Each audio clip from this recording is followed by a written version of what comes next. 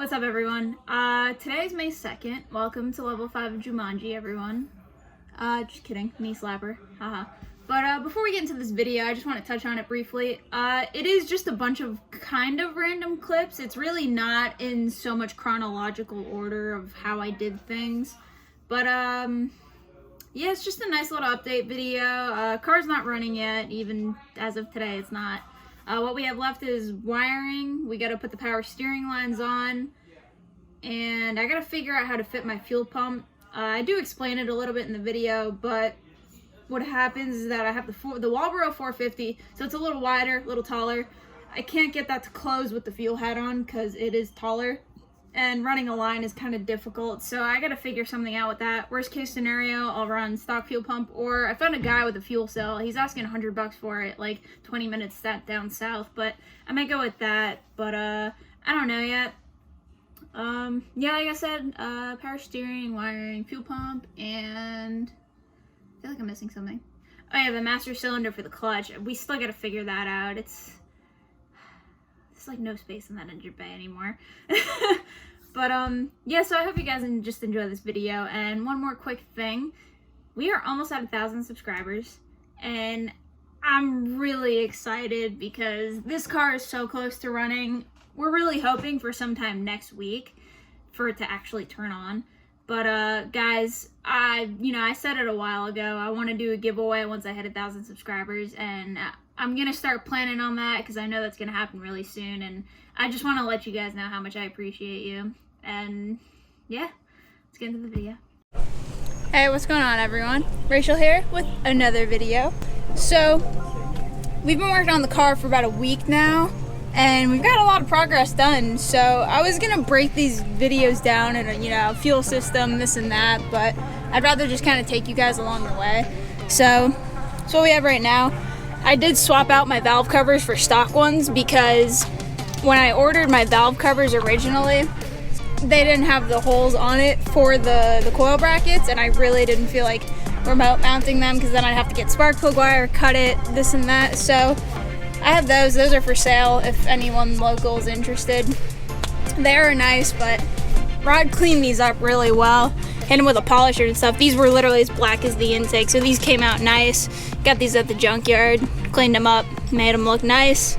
Manifolds on, fuel rails on. My feed line is connected already. It's ran under the car.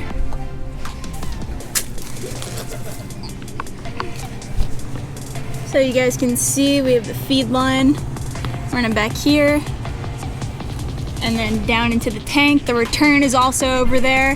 The fuel system is not quite done yet. I'm just waiting on the filter and the wire that goes onto the fuel pump and the wire that powers it on. So that's what we're waiting on. That's supposed to come in tomorrow, and that practically concludes up the fuel system. Accessory brackets on, alternators on, water pumps on, belts on. The only pain in the ass kind of thing we have to do is that we have to lift the motor up a little bit because unfortunately with this K-member the oil pan does not come off where the motor sits, so we got to lift the motor up a little bit, pry the oil pan out. And I was having an issue with my pickup tube, so I read with the Melling oil pumps you can't use the OEM red O-ring, so you got to go with the green. So I put that on the pickup tube, and we're gonna get to that sometime this week, and I'm gonna see if that works as well.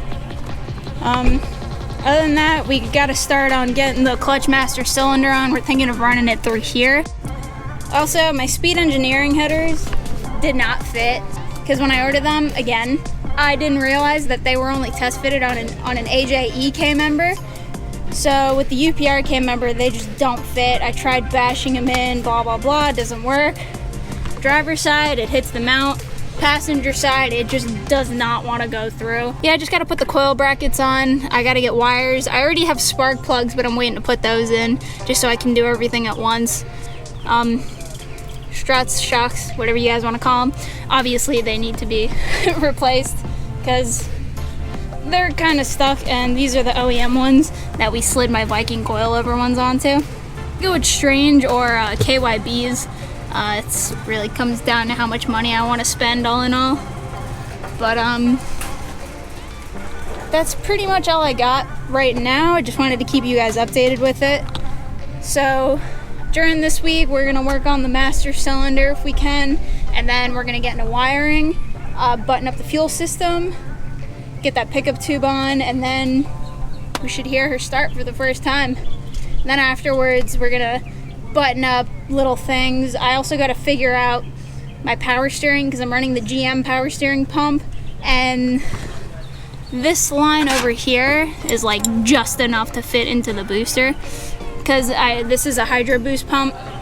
I still gotta pull my old one out, but we're gonna see what fittings we need and how we can, because I may just run some -6 lines that go into the booster, something like that. It's just some stuff I've researched. I still gotta look into that, but right now I'm really just focusing on what I need just to get the motor started. And from there, just buttoning things up, take the car to an exhaust shop, get those O2 sensors in, and then get it tuned. So we got some nice videos coming along. Okay, and then as for the interior, I put most of what I could back together. Sad this kind of cracked because my interior is pretty clean, but we got the shifter on. I'm just gonna have to notch this part here just so I can go into 2nd, 4th, and 6th. But everything fits up as it should. The only thing I had to do with this certain shifter, I had to flip it so it's on backwards rather than the right way. But I got bolts for it. They fit. It's not going anywhere. So most of the interior is already getting put back together. This is old stuff I still need to deal with. Alright guys, so Rod just finished modifying the fuel hat. So we have this fitting here and this fitting here. This one is for the feed, and then this one's for the return line. So since the Mustang didn't originally have one, we gotta run a return line. So I'm running -6 AN for the return and -8 for the feed. So we got this little pipe here going into this hose that's gonna connect into here, that dumps into here, which leaves the fuel pump from not starving, and also a return, so it helps. And then feed, better said than done, run it up the car into the engine bay. And all I'm doing is waiting on the connector, like the adapter I think it is, and then the new filters for it. And then after that, we get the fuel filter, put it on, and the fuel system should be done. Alright guys, it's another day. I'm calling it here. Pretty sunset. But right now we're having a little bit of issues with the fuel hat going on because of the feed line that we have. It's like a little crinkly line that's on the fitting. It's really hard to press it down, so we're trying to figure that out. It's kind of hard to explain. But as for the car, it's covered up now. Fuel system's practically good to go. The lines are run. Again, we just got to get that hat on. Yeah, practically everything on the engine's put together. All we honestly need to do right now, tomorrow we're going to get some lines for the power steering. So for the power steering, we have to get the lines tomorrow. I'll explain it to you guys in another video. The car's just covered right now. You guys have seen it before. So yeah, we got to get power steering lines, which are like, I think like 2 of them, a couple feet. Fuel lines are ran, like I said. Engine's all put together. All we really need to do is get sensors, get that fuel hat on, and wiring. So after we get those 3 things done, we're all good to go. And then after that, I gotta get new shocks, struts, whatever the ones go in the front that the coils sit on. I'm tired, guys. But yeah, I think we're really close. So the next video, we're gonna hear the car running. So I think another week or 2 should be all good to go and drive under its own power. So sorry, it's kind of a boring video. I just wanted to keep you guys updated with everything. And I know I look like I'm dead, because I am. But I've been working on this thing non-stop every day for like 8 hours straight. Well, not straight, I need to eat.